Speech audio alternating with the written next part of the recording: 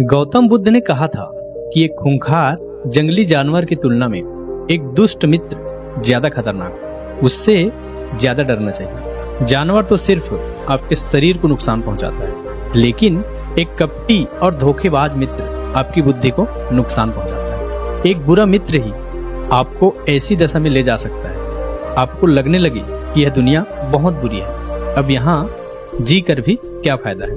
और ऐसा तब होता है जब आपके साथ विश्वासघात होता है, आपको धोखा दिया जाता है, और धोखा भी उसी व्यक्ति को मिलता है जिसने दूसरे पर अंधा विश्वास किया हो। कभी भी हम किसी पर एकदम से भरोसा नहीं करते, भरोसा धीरे धीरे कायम होता है, लेकिन एक समय आने के बाद भरोसा इतना मजबूत हो जाता है, हम उस व्यक्ति के लिए अपने आंख, कान और दिमाग सब बंद कर लेते हैं। और फिर ऐसी स्थिति में ही हमारा सबसे विश्वास पात्र व्यक्ति हमें इतना बड़ा धोखा देता है कि हमारा दुनिया भर से भरोसा उड़ जाता है और हम हर किसी को शक की नजर से देखने लगते हैं। असल में देखा जाए, यह दुनिया धोखे पर ही चल रही है। हम अपनी जिंदगी में कभी न कभी, कहीं न कहीं, किसी न किसी को धोखा देते रहते हैं, और दूसरे लोग भी हमें धोखा दिए जा रहे हैं। दूसरे धोखा दे तो बात समझ में आती है, लेकिन हम तो वर्षों से खुद को ही धोखा देते आ रहे हैं। हम स्वयं को ऐसी बातें समझा देते हैं जिससे हमें सच्चाई का सामना न करना पड़े, और हम अपनी छोटी दुनिया में ही खोए रहते हैं। धोखा, विश्वासघात दो धारी तलवार की तरह होता है। हमें लगता तो है कि हम सामने वाले को धोखा देकर उसे मूर्ख बनाते हैं, लेकिन यह धोखे की तलवार जितनी गर्दन सामने वाले की काटती है, उतनी ही गर्दन हमारी भी काटती है। दोस्तों, आज के इस बौद्ध कहानी के माध्यम से हम जानेंगे कि हम खुद को धोखा या विश्वासघात से कैसे बचा सकते हैं, और इस कहानी के अंत में हम 10 निशानियों के बारे में जानेंगे जो धोखेबाज और झूठे व्यक्ति में पाए जाते हैं। एक युवा व्यक्ति बहुत ही क्रोधित अवस्था में पहाड़ी की चोटी से कूदकर आत्महत्या करने जा रहा था। जैसे ही पहाड़ी के शिखर पर पहुंचा, वह जोर से चिल्लाया, यह दुनिया इतनी बुरी क्यों है? यहाँ सब निस्वार्थ क्यों है? अब मेरे जीने का कोई फायदा नहीं। उसी पहाड़ी के शिखर पर एक बौद्ध भिक्षु अपनी ध्यान साधना में लीन थे। इस युवा व्यक्ति की तेज क्रोधित आवाज को सुनकर वह ध्यान से जागे। उन्होंने देखते ही समझ लिया कि वह व्यक्ति यह आत्महत्या करने आया है। वह व्यक्ति पहाड़ी से कूदने ही वाला था कि बौद्ध भिक्षु उसका हाथ पकड़कर उसे पीछे खींचते हुए बोले, क्या हुआ? आगे का रास्ता खत्म हो गया क्या? युवा व्यक्ति ने कहा, कैसा रास्ता? यहाँ तो कोई रास्ता है ही नहीं, मैं तो यहाँ से कूदकर आत्महत्या करने वाला हूँ। बौद्ध भिक्षु ने कहा, मरना तो एक दिन सभी को है, लेकिन तुम्हें इतनी जल्दी क्यों है? युवा व्यक्ति ने कहा, क्योंकि यह दुनिया रहने लायक नहीं है। यहाँ सब स्वार्थी है, सब धोखेबाज है। मैंने जिस पर भरोसा किया उसी ने मुझे धोखा दिया। मेरे सगे भाई ने मुझे धोखा दिया, मेरे मित्रों ने मुझे धोखा दिया, लेकिन आज तो हद हो गई, मेरी पत्नी ने भी मुझे धोखा दे दिया। वह एक अमीर व्यापारी के साथ चली गई। इतने सारे धोखे मिलने के बाद अब मेरा इस दुनिया में जीने का कोई मतलब नहीं। इस स्वार्थी दुनिया में कोई भी भरोसे के लायक नहीं, इसलिए मैं आत्महत्या करने जा रहा हूँ। बौद्ध भिक्षु ने कहा, क्या तुम स्वार्थी नहीं हो? क्या तुम पर भरोसा किया जा सकता है? व्यक्ति ने कहा, मैंने आज तक किसी को धोखा नहीं दिया, किसी के साथ विश्वासघात नहीं किया। आप चाहो तो मेरे गांव में जाकर भी पूछ सकते हो। लोग ही अक्सर मेरा फायदा उठाते रहते हैं, लेकिन मैंने आज तक किसी के साथ बुरा नहीं किया। बौद्ध भिक्षु ने कहा, मैं तुम पर भरोसा नहीं कर सकता। तुम्हें मुझे यह सिद्ध करके दिखाना पड़ेगा कि तुम एक स्वार्थी व्यक्ति नहीं हो। यह सिद्ध करने के लिए मुझे क्या करना पड़ेगा? भिक्षु ने कहा, तुम्हें अगले 1 साल तक मेरे साथ मेरे आश्रम में रहना पड़ेगा, तब जाकर मैं जान पाऊंगा कि तुम एक ईमानदार व्यक्ति हो या फिर तुम भी दूसरों की तरह स्वार्थीबाज हो। वह व्यक्ति बौद्ध भिक्षु के साथ उनके आश्रम में रहने के लिए तैयार हो गया। बौद्ध भिक्षु उस व्यक्ति को अपने आश्रम में ले गया और उसे अपना शिष्य बना लिया। अगले दिन सुबह होते ही बौद्ध भिक्षु ने उस शिष्य को अपने पास बुलाया और कहा कि मुझे तुम पर भरोसा तो नहीं है, लेकिन फिर भी तुम जाओ और भिक्षा मांग कर लाओ, तब तक मैं तुम्हारे दूसरे गुरु भाइयों को शिक्षा देता हूँ। उस युवा शिष्य ने गुरु को प्रणाम किया और भिक्षा मांगने के लिए चल पड़ा। उसने आज से पहले कभी भी भिक्षा नहीं मांगी थी, इसलिए उसे भिक्षा मांगने में बड़ी तकलीफ हो रही। उसके मुंह से भिक्षा के लिए शब्द नहीं निकल रहे। उसका अहंकार उससे भिक्षा मांगने के लिए रोक रहा था, लेकिन उसके अंदर एक अहंकार और उमड़ रहा था, गुरु को गलत सिद्ध करने का अहंकार। इसलिए उसने भिक्षा मांगी और उस भिक्षा को लेकर वापस उस गुरु के पास पहुंचा। उसके हाथ में भिक्षा देखकर गुरु ने कहा, तुम कुछ तो भरोसे के लायक हो। मुझे लगा था तुम भिक्षा नहीं मांग पाओगे, लेकिन तुमने मुझे गलत सिद्ध कर दिया। आओ मेरे साथ कुटिया में चलते हैं, वहां मैं तुम्हें कुछ दिखाना चाहता हूँ। गुरु शिष्य को अपने साथ अपनी कुटिया में ले गए। वहां कुटिया में ऊपर एक मटकी लटक रही थी। गुरु ने मटकी की ओर इशारा करते हुए कहा, उस मटकी को देख रहे हो, उसमें जहर रखा हुआ है, और जहर भी ऐसा है कि अगर किसी को दे दे तो व्यक्ति बड़े आराम से मर सकता है और किसी को पता भी नहीं चलेगा कि उसकी मौत कैसे हुई। लेकिन गुरुदेव, आप मुझे यह सब क्यों बता रहे हैं? बौद्ध भिक्षु ने कहा, मैं तुम्हें बस सावधान कर रहा हूँ, कभी गलती से इसे खा मत लेना। कुछ दिनों बाद गुरु अपने शिष्यों के साथ एक जंगल से गुजर रहे थे। तभी कुछ जंगली लुटेरों ने अचानक उन पर हमला कर दिया। सभी शिष्य अपनी जान बचाकर इधर उधर भागने लगे, लेकिन ज्यादा उम्र होने की वजह से गुरु भाग नहीं पा रहे थे। यह बात उस युवा शिष्य ने अनुभव की और वह अपनी बहादुरी का प्रदर्शन करते हुए डाकुओं से बचाकर आश्रम तक सुरक्षित ले आया। आश्रम पहुंचकर गुरु ने सभी शिष्यों के सामने उसकी बहुत प्रशंसा की और कहा कि तुम सभी लोगों से अच्छा मेरा यह नया शिष्य है, जिसने अपनी जान पर खेलकर मेरी जान बचाई और मुझे सुरक्षित यहाँ तक ले आया। आज से मुझे इस पर पूरा भरोसा है। उस दिन के बाद से हर सुबह जब भी गुरु उस शिष्य से मिलते तो एक बात जरूर कहते, मुझे तुम पर भरोसा है। धीरे धीरे गुरु का उस शिष्य पर भरोसा बढ़ता चला गया और वह इतना बढ़ गया कि गुरु ने उसे एक दिन बुलाया और कहा, मेरा कोई पुत्र नहीं है, लेकिन तुम मेरे पुत्र जैसे हो। अब मेरी उम्र हो चुकी है, मैं बूढ़ा हो गया, इसलिए मैं चाहता हूँ कि मेरी मृत्यु के बाद इस आश्रम की बागडोर तुम अपने हाथों में ले लो। शिष्य ने कहा, गुरुदेव, अगर आपकी यह इच्छा है तो मैं आपकी खुशी के लिए यह जिम्मेदारी भी उठाऊंगा। इतना कहकर शिष्य वहां चला गया। कुछ दिनों बाद गुरु बीमार पड़ गए तो उन्होंने आश्रम के सभी शिष्यों को बुलाकर यह घोषणा कर दी कि मेरे बाद इस आश्रम का संचालन यह युवा शिष्य करेगा। और वह युवा शिष्य की बेचैनी दिन प्रतिदिन बढ़ती जा रही थी। वह जल्द से जल्द उस आश्रम को अपने कब्जे में लेना चाहता था। वह हर सुबह गुरु के पास जाकर यह देखता कि उसके स्वास्थ्य पर कोई प्रभाव पड़ा है या नहीं, लेकिन गुरु का स्वास्थ्य तो दिन प्रतिदिन अच्छा होता जा रहा था। अब तो उसके सब्र का बांध टूटने लगा, उसकी तो नींद उड़ गई। वह हर समय यही सोचता रहता कि कैसे गुरु को रास्ते से हटाया जाए और किसी को पता भी न चले। कभी वह सोचता कि गुरु को नदी में धक्का दे देता हूँ, लेकिन अगले पल उसे ख्याल आता कि गुरु तो अच्छे तैराकी है, वह तैरकर बाहर आ जाएंगे। फिर कभी सोचता कि गुरु को गला दबाकर मार देता हूँ। सब जानते हैं कि मैं गुरु के भरोसेमंद हूँ, इसलिए मुझ पर किसी को शक भी नहीं हो। लेकिन फिर वह सोचता कि अगर थोड़ी सी भी चूक हुई तो इससे बात बिगड़ भी सकती है। उसने सोचा कि मुझे कोई ऐसा तरीका ढूंढना होगा जिसमें गुरु की मौत भी हो जाए और सभी को यही लगे कि यह एक स्वाभाविक मृत्यु है और भगवान को भी यही मंजूर। एक दिन वह युवा शिष्य गुरु की बाजू की कुटिया में बैठा हुआ, तभी उसकी नजर ऊपर लटक रही मटकी पर पड़ी।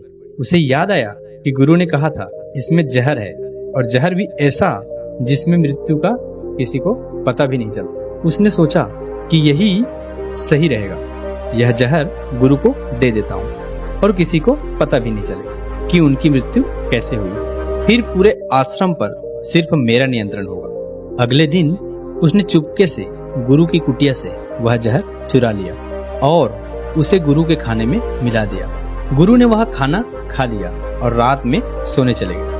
लेकिन सुबह हुई तो पूरा आश्रम जागा, पर गुरु नहीं जागे। शिष्यों ने गुरु की कुटिया में जाकर देखा तो पता चला कि गुरु की तो मृत्यु हो गई है। जब यह बात उस युवा शिष्य को पता चली तो अंदर ही अंदर बहुत खुश हो गया था और आश्रम को अपने नियंत्रण में लेने का काम शुरू कर दिया। उसी आश्रम में गुरु का एक सबसे पुराना शिष्य था। वह चुपचाप यह सारी घटना देख रहा था। वह अपनी कुटिया में गया और वहां से एक औषधि लेकर आया और वह औषधि उसने गुरु को पिला दी। थोड़ी ही देर में गुरु की चेतना लौट आई और वह एकदम स्वस्थ होकर बैठ गए। यह सब देखकर उस युवा शिष्य के पैरों तले जमीन खिसक गई। वह पूरी तरह घबरा गया। गुरु ने बाकी सभी शिष्यों को अपने अपने कामों में भेज दिया और उस युवा शिष्य को अपने पास बुलाकर कहा, क्या तुम अभी भी विश्वास के लायक हो? क्या तुमने मुझे धोखा नहीं दिया? क्या तुम स्वार्थी नहीं हो? वह शिष्य गुरु के चरणों में गिर पड़ा और बोला, पता नहीं यह अपराध मुझसे कैसे हो गया। आज से पहले तो कभी किसी को धोखा नहीं दिया था, वह भी मुझे धोखा देते आए, लेकिन पता नहीं क्यों कैसे मैंने आज आपको धोखा दे दिया। गुरु ने कहा, क्योंकि तुम मुझे धोखा दे ही नहीं सकते थे, क्योंकि मैंने तुम पर कभी भरोसा ही नहीं किया था। मैंने किसी भी इंसान पर भरोसा नहीं करता, मैं केवल उसी पर भरोसा करता हूँ जो अपनी आंखों से देखता हूँ और अपने कानों से सुनता हूँ। मुझे तुम्हारे अंदर लालच दिखाई दे रहा था और यह लालच भी मैंने भी तुम्हें जानबूझकर दिया था, क्योंकि कोई भी व्यक्ति केवल 3 कारणों के कारण ही विश्वासघात करता है। पहला स्वार्थ, दूसरा लालच और तीसरा ईर्ष्या। उस युवा शिष्य ने गुरु से पूछा, लेकिन गुरुदेव मैं खुद को ही स्वार्थ, लालच और ईर्ष्या से कैसे मुक्त रख सकता हूँ? गुरु ने कहा, खुद को पढ़ो, खुद को जानो, खुद के भीतर उतरने का प्रयास करो। इंसान के भीतर बड़ी सद्भावना है, वो खुद को कुछ भी बना सकता है, कुछ भी हो सकता है। जब तुम में कोई बदलाव आए तो खुद के भीतर झांक कर यह जानने का प्रयास करो कि तुम क्यों बदल रहे हो, कौन तुम्हें बदल रहा है, यह बदलाव अच्छा है या बुरा। खुद का आत्मनिरीक्षण करने का प्रयास करो। गुरु का यह शब्द सुनकर शिष्य ने अपने गुरु के पैर पकड़ लिए और कहा, गुरुदेव मैं आपका हिस्सा बनकर रहना चाहता हूँ और यह ज्ञान प्राप्त करना चाहता हूँ कि मैं कौन हूँ, क्या हूँ और मैं क्यों बदल जाता हूँ। गुरु ने कहा, हमारे आसपास ऐसे बहुत से लोग हैं और ऐसे बहुत से लोग हुए हैं जो इस बात की मिसाल है कि उन्होंने अपने निस्वार्थ, लालच और ईर्ष्या को वश में करके कभी किसी को धोखा नहीं दिया, किसी के साथ भी विश्वासघात नहीं किया। धोखा इंसान तभी देता है जब उसे लगता है कि वो जो कर रहा है उसे कोई नहीं देख रहा है और भविष्य में भी उसका किसी को पता नहीं चलेगा, और जो वो कर रहा है वही सही है। हालांकि पकड़े जाने के बाद खुद को बचाने के लिए वो तर्क देता है कि मैं तो कुछ कर ही नहीं सकता था, मेरे पास यही आखिरी रास्ता बचा था, मैं मजबूर था। लेकिन हर धोखे के पीछे सच्चाई यही है, व्यक्ति जानबूझकर अपने फायदे के लिए यह सब करता है। गुरु ने शिष्य की आंखों में देखते हुए कहा, याद रहे जब भी किसी को धोखा देते हैं तो हम उसके आंतरिक चेतना को ठेस पहुंचाते हैं और वो इतनी बुरी तरह आहत होता है कि उसका किसी पर भरोसा नहीं रह जाता। वह अंदर से बहुत दुखी और खुद को अकेला महसूस करने लगता है। इसलिए अगर तुम चाहते हो कि तुम्हें कोई धोखा ना दे पाए तो अपनी आंख, कान और दिमाग को खुला रखो। लोगों पर भरोसा तो करो, लेकिन इतना भी भरोसा मत करो कि वो तुम्हारा फायदा उठाने लग जाए। हमेशा सबसे महत्वपूर्ण कामों का नियंत्रण अपने हाथों में रखो और कभी भी जीवन की बागडोर किसी दूसरे के हाथों में मत दो, और बीच बीच में खुद की जांच पड़ताल करते रहो कि जिस धोखे से तुम बचना चाहते हो कि कहीं ऐसा धोखा तुम किसी दूसरे के साथ तो नहीं कर रहे हो। और अगर फिर भी तुम्हें कोई धोखा दे दे तो निराश मत होना, क्योंकि हर एक धोखा इंसान को कुछ न कुछ सिखा कर जाता है। धोखा खाने के बाद इंसान पहले से कहीं ज्यादा समझदार और सतर्क हो जाता है। इसलिए सिर्फ एक धोखे की वजह से खुद की जिंदगी को बर्बाद मत करो और इसे सीख समझकर आगे बढ़ जाओ। गुरु ने कहा कि एक धोखेबाज और चालाक इंसान की 10 निशानियां जो तुम्हें धोखा दे सकता है, तुम्हारे मुंह की शांति तक को छीन सकता है और तुम्हें निराशा के गहरे सागर में डुबाकर तुम्हारी जिंदगी तक खत्म कर सकता है। पहली निशानी, जो इंसान धोखेबाज होगा, झूठा होगा, वह तुमसे सब कुछ छिपाएगा। तुम्हें उसके बारे में दूसरे लोगों से पता चलेगा और जब तुम पूछोगे तो बोलेगा कि बताना ही भूल गया। उसके साथ बहुत लंबा वक्त बिताने के बाद भी तुम्हें उसके बारे में कुछ खास पता नहीं होगा कि वह तुम्हारे बारे में क्या सोचते हैं, उसके जीवन में क्या चल रहा है। तुम उसके बारे में हमेशा दुविधा में ही रहोगे, क्योंकि वह तुमसे हर एक बात छुपाएगा, क्योंकि वह एक सच्चा इंसान है ही नहीं। एक सच्चे इंसान को अपने बारे में बताने में कोई परेशानी नहीं होती। वह लगभग हर एक बात तुम्हारे साथ साझा कर लेता है। लेकिन जो धोखेबाज होगा वह बड़ी सावधानी से चलता है। तो यह बात हमें गौर करनी चाहिए कि जिस इंसान के साथ हम रिश्ते में हैं, जिसे हम अपनी पूरी जिंदगी सौंपने वाले हैं, जिसके साथ हम प्रेम का विश्वास का सौदा करने वाले हैं, क्या वह अपनी पूरी जिंदगी हमारे साथ एक खुली किताब की तरह साझा करता है या नहीं? वह हमसे चीजें छुपाता है। अगर वह छुपाता है तो वह इंसान एक बड़ा धोखेबाज है। दूसरी निशानी, जो इंसान धोखेबाज होता है, जिसका हमसे सच्चा प्रेम नहीं होता, उसे हमारी परवाह कभी नहीं होती। हम चाहे कि उसकी कितनी भी परवाह कर ले, कुछ भी कर ले उसके लिए, लेकिन उसे जरा भी परवाह नहीं होगा। और ऐसा एक बार नहीं, बार बार देखने को मिलेगा। लेकिन हम इसे देखकर भी अनदेखा कर देते हैं। यह हमारी गलती है।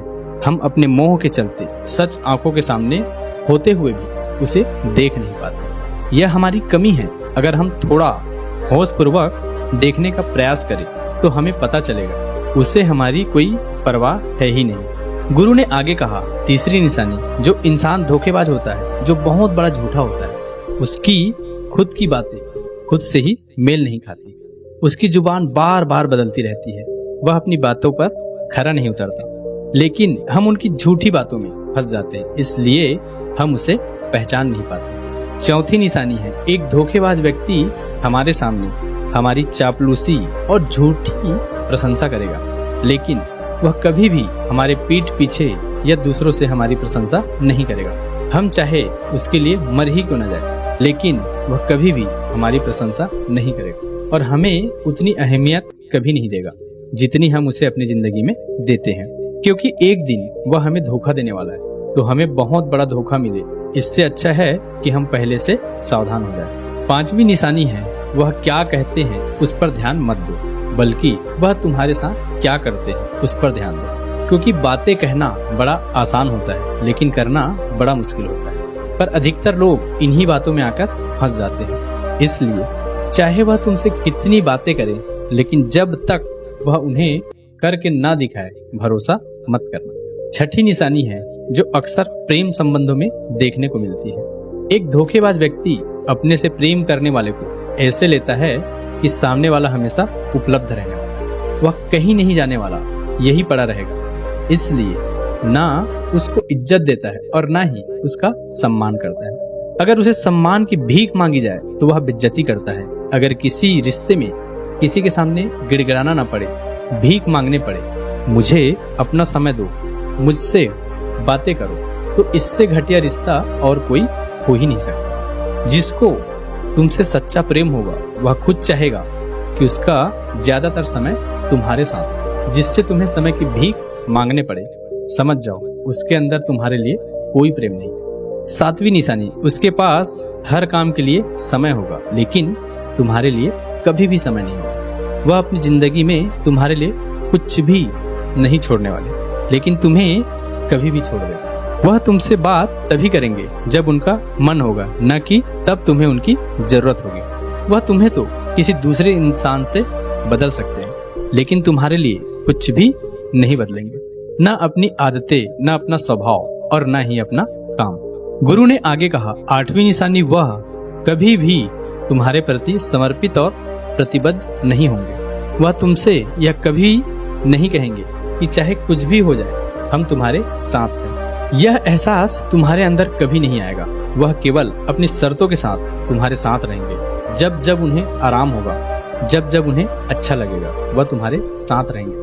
अगर उन्हें थोड़ी सी भी तकलीफ हुई तो वह चले जाएंगे, क्योंकि वह अपने आराम से बाहर आकर तुम्हारे लिए कभी भी कुछ भी नहीं करेंगे। 9वीं निशानी, वह तुम्हें हमेशा दुख पहुंचाते रहेंगे, कभी जानबूझकर तो कभी उन्हें पता नहीं चला कि वह तुम्हें कितना दुख पहुंचा रहा है, और तुम्हारे दिल को ठेस पहुंचाते रहेंगे। जो इंसान तुमसे सच्चा प्रेम करता है उसके साथ तुम्हें खुशी महसूस होगी। उसके साथ रहने पर तुम्हें ऐसा लगेगा कि जैसे तुम हल्के होकर हवा में उड़ रहे हो।